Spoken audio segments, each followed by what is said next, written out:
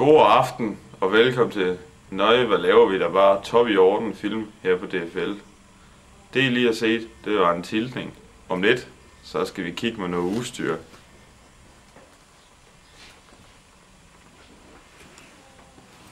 Det her, det er sådan en anden slags tiltning. Og jeg sådan går mod kameraet, og så følger den mig. Og til det, der bruger vi en super fed maskine, der her en Dolly. Den skal I se nu. Skal I? Aha.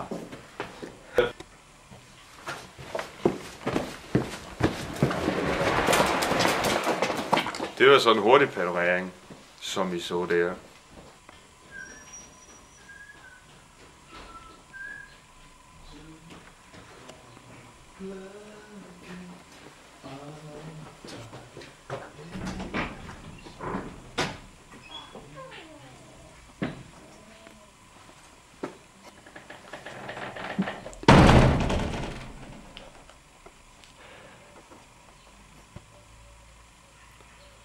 Og der så I så en 360 graders panorering.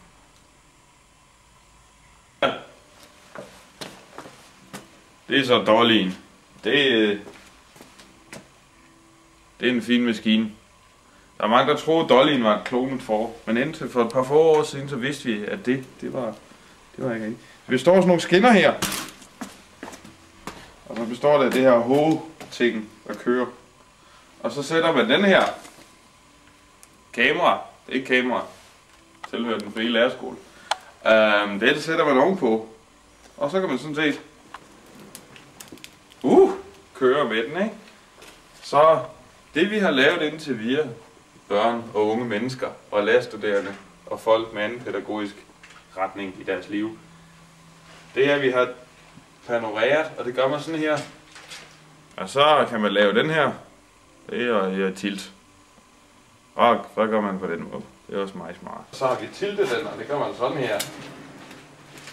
Nej, hvor har I lært meget, var. Det der, det er Mikkel Damborg. Nej. Så har vi fået vores kamera op på en kran. Det er sådan en dejlig ting. Så vi kan tage ting i perspektiv og filme dem. Lige nu er vi i normal perspektiv. Så nu panorerer vi opad.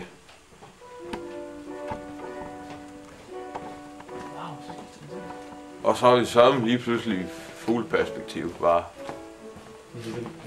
Og så kan I køre nedad igen, jo.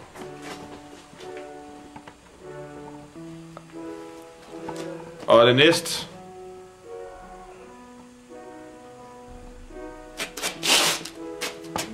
Det er som der frøperspektiv var. Nej, hvor har I lært meget!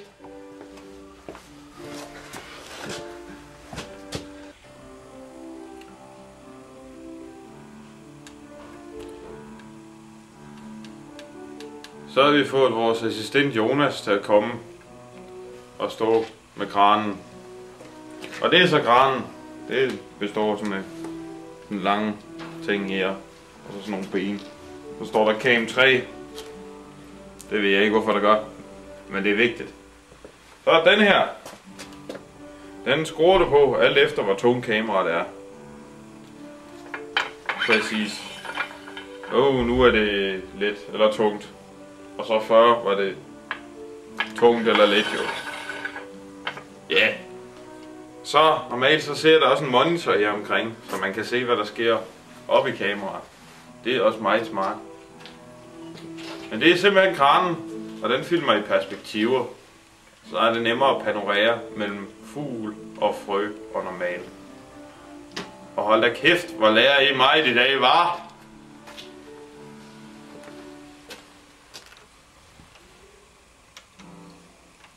Okay.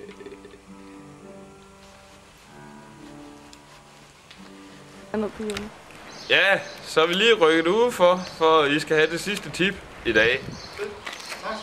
Og det er vores ven Jonas, der viser, hvordan man kan bruge en Dolly på det ujævne, så man undgår at skulle bruge alt muligt andet og slæve rundt med kameraet.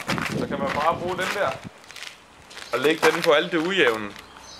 Så er vi helt ude om det problem. Tak for i aften!